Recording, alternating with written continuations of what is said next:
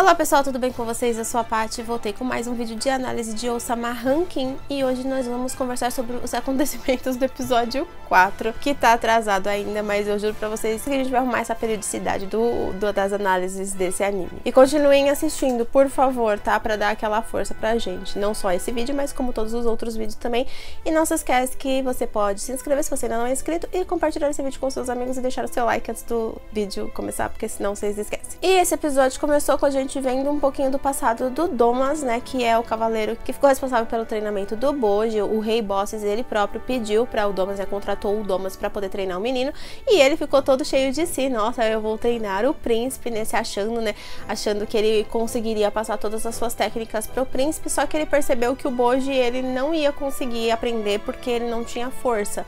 Ele já começou dando alguns exercícios para ele de flexão, manejo de espada, e ele percebeu que o menino, ele, apesar de ser muito esforçado, ele não tinha, assim, ele não desenvolvia a habilidade. E isso foi meio que frustrando ele. E eu acho que eles fizeram isso justamente pra gente meio que entender o Domas antes dele fazer o que ele fez no final do episódio. Porque a gente viu que ele foi ele que arbitrou a luta entre os príncipes e ele ficou do lado do Daida, e aquilo já deixou todo mundo contra o Domas. E aí eu acho que eles quiseram mostrar, né, a afeição que ele tinha pelo Bojji, porque ele foi lá e aprendeu Libras pra falar com ele, e aí ele ficava todo envergonhado. Ele não sabia se o Bojji ia gostar dele ficar falando com ele em Libras, e aí o Bojji gostou, e o Bojji foi se apegando a ele, e ele foi se apegando ao menino também, e falou que ia proteger ele pra sempre. Só que aí não foi isso que aconteceu. Eles foram na tal da viagem, né? O Bojji, muito inocente, acabou perdendo uma bolsa que tava com a carta da mãe dele, que ela pediu pra ele entregar pros familiares, né?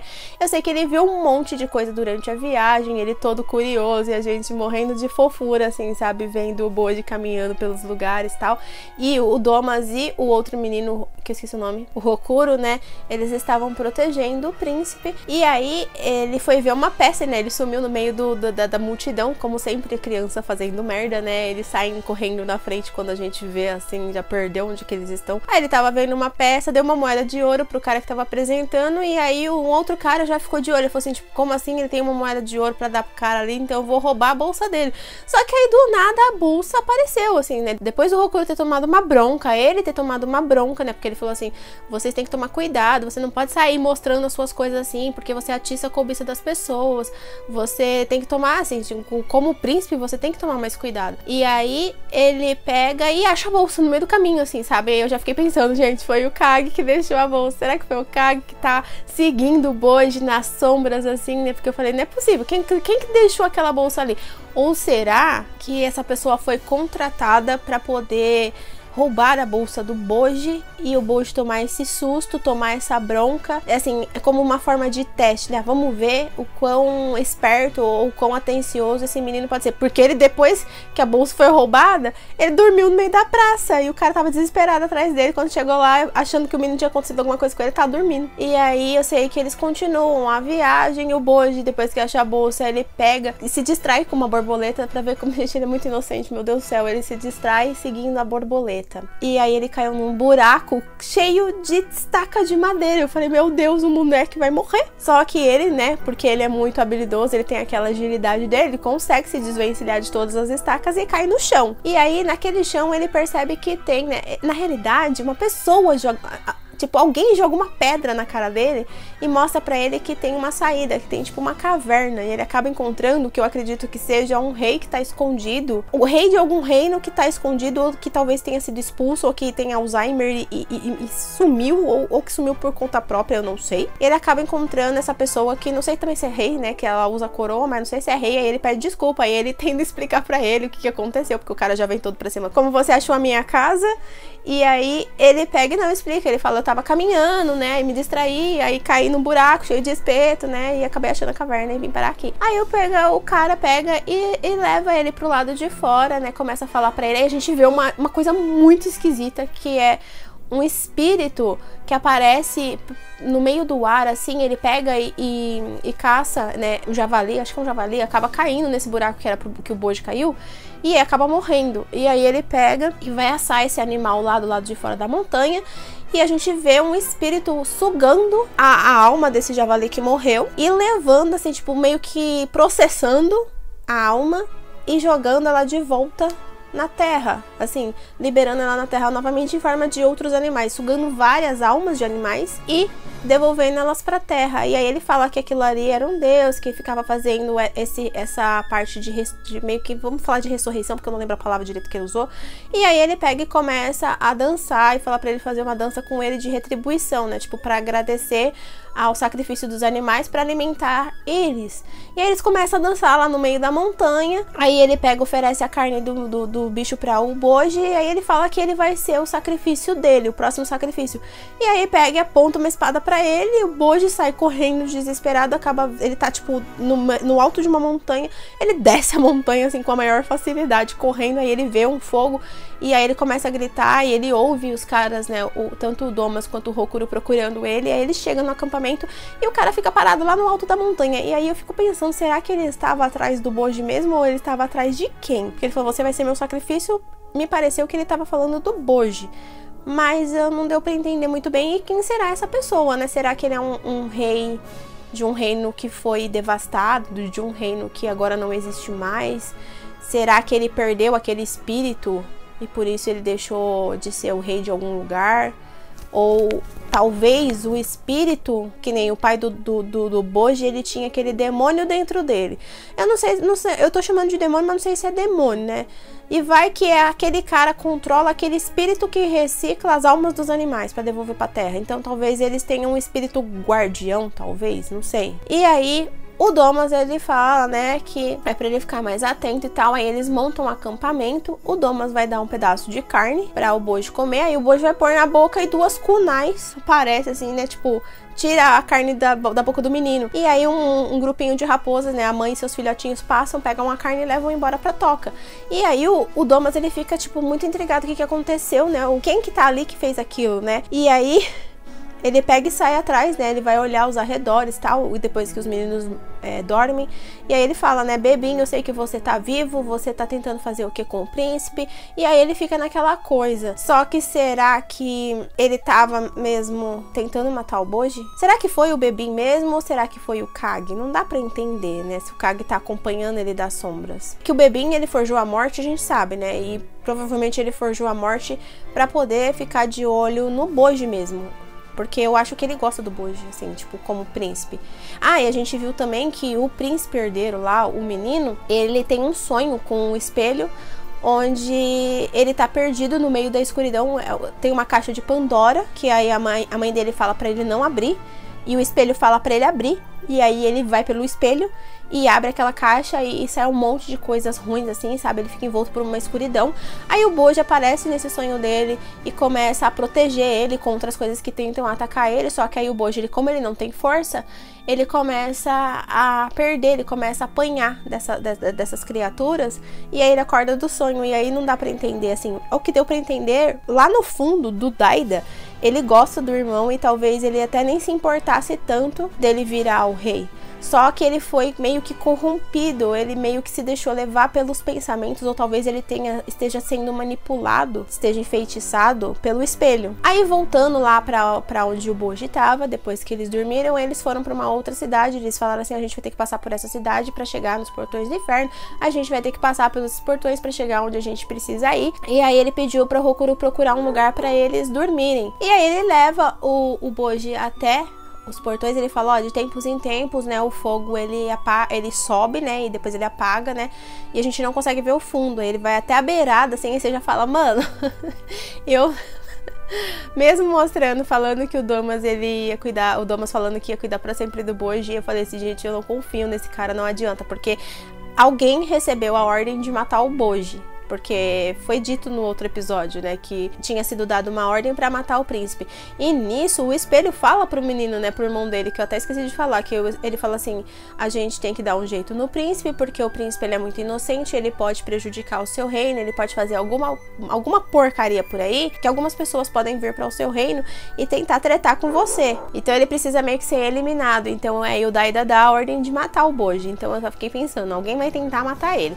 Aí eu tinha pensado que seria o Hokuro, mas aí depois eu fiquei pensando assim, nisso passa também, né, o Hokuro, ele gosta muito do Bojji também. As raposinhas que comeram a carne, esqueci de falar, gente, elas morreram. morreram envenenadas. Então a carne estava envenenada e o Boji ficou sem entender o que estava acontecendo. Então a pessoa talvez ela não tenha tentado matar o Boji, em si, tentado salvar ele de comer aquela carne que estava envenenada. Senão ele teria morrido. Então por isso que eu acho que o Kage tá olhando por ele. Eu acho que ele tá ali no meio das sombras ali, só de olho. E eu acredito que é ele que vai fazer o grande papel no próximo episódio. Aí voltando pras raposas, aí as raposinhas morreram. Aí o Boji ficou morrendo de, tipo assim, morrendo de dó, né? Começou a chorar, porque é uma criança, né? E aí o Hokuro pegou as raposinhas e falou, vamos enterrar as raposinhas. Aí ele lembrou dele, né, o dia que ele tava chorando desesperado no túmulo da mãe dele. O Boji, criancinha ainda, foi lá e deu uma flor pra ele. Ele não sabia como reagir, porque ele viu a coroa na cabeça dele e pensou, tipo, uma pessoa importante me dando uma flor, né, o que eu faço? E aí ele pega, o Boji deixa a flor no túmulo da mãe dele e vai embora. E aí quando ele segue a criança, ele vê que o Boji tá no túmulo da mãe dele também, abraçadinho assim, com várias florzinhas. E aí ele pensa, tipo, ele tem alguma coisa em comum comigo, assim, sabe? Essa criança inocente também perdeu a mãe e tal. E aí ele fica muito sentido e aí ele fala, vamos fazer um enterrinho pras raposas. Aí eles fazem um enterro e vão pra aquela cidade. Aí voltando lá pra o Domas, que tá na beira do abismo lá, que cospe fogo, aí ele pega e fala pro Boji, vem aqui olhar que a gente não consegue ver o fundo. Aí o menino vai pra beirada do abismo e o Domas empurra ele lá dentro. E depois começa a chorar. Ai, me desculpa, me perdoa. Ai, meu Deus do céu, Boji-sama, por favor, me perdoe.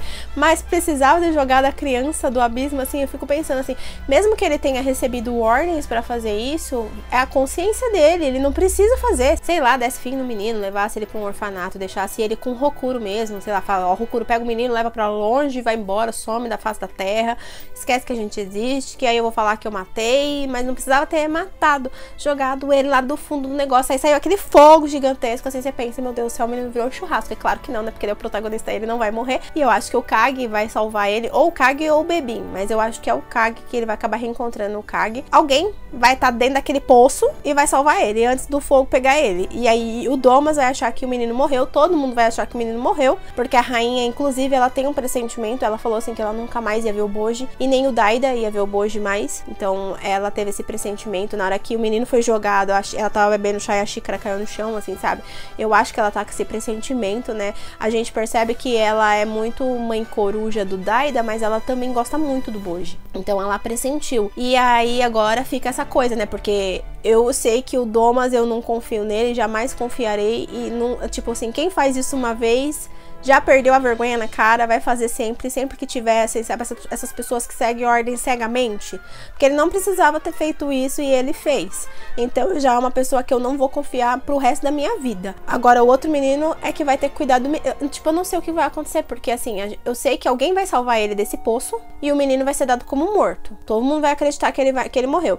E aí nessas viagens ele talvez acabe encontrando outras pessoas, talvez ele reencontre esse rei estranho que ele encontrou também, e talvez ele consiga voltar pro reino, aí todo mundo vai ficar tipo, nossa senhora, o Boji está vivo, mas até então ele vai ser dado como morto, todo mundo vai pensar que ele tá morto. E aí o menino, inclusive o espelho fala que é pra o Daida pegar um negócio que tá no pai dele. Eu não sei se é aquele espírito, tentar evocar aquele espírito pra ele. E aí ele fala que não, que ele quer conquistar o reino com as forças dele, mas depois do sonho ele acaba pedindo pro espelho mostrar onde é que tá esse negócio que ele precisa fazer com o pai dele. Aí ele leva ele pra um subsolo, né? O espelho leva o Daida pra um subsolo e acabou o episódio aí. Mas antes de acabar aqui o vídeo, eu tenho que lembrar também que teve um cara que foi lá pro reino pra medir a força do novo rei, que é o Daida. Que ele sempre faz esse teste pra saber quem que vai ser, assim, tipo, que posição que você vai ocupar no ranking dos reis. E aí o Daida, ele não passa no teste e ele fica em 90ª posição, tipo, ficou lá embaixo mesmo, né, tipo, quase deve ser o último na classificação.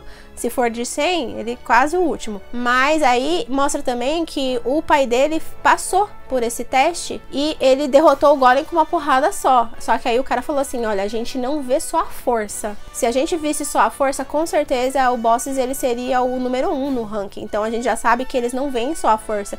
Então é óbvio que o Boji ele tem muita capacidade para ser rei, porque eu acho que eles vão ver o conjunto. Ele pode não ter força, mas ele tem agilidade, ele tem bondade, ele consegue entender, assim, sabe? Ele tem compaixão. Então, acho que eles levam tudo em consideração e em consideração também a lealdade dos súditos dele, né? Das pessoas que seguem ele e que vão fazer as coisas por ele. Então, eu acho que isso é muito levado em conta para você ter uma classificação alta no ranking dos reis.